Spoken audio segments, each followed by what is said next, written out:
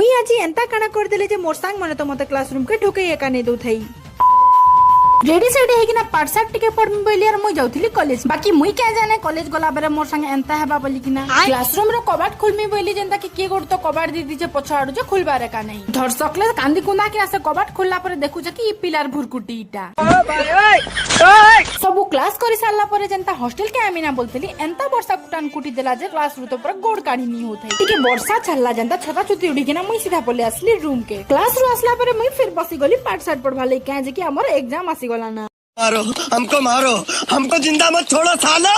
Bell बुड़ी जाइतला ना बाकी वर्षा छाड़बार ना एका नै नबार केक खाबार एंता तुरे क्रेविंग हुतिला जे बाहर के जगिना सब पेस्ट्री तो खाई नि पारु हेते लागि ऑर्डर करी पकानु गुटे केक अरे एतकी भी भूका सुसाट नै से आमे मने मोर सांग रे बर्थडे थिला 1.5 मास आगरु बेला आमे घरे थि हेते लागि 1.5 मास परे बर्थडे सेलिब्रेट कर मेन कथा तो केक खाइबार लागि हो बर्थडे सेलिब्रेशन तो खाली गुटे बहाना है बात सही रात जितला न बेले डिनर टिके ने गले केंता करे बाबू के से थोड़िया सुई हेबा फिर आमे हमर डिनर कोलु सुई दे सो आज लगी बाय।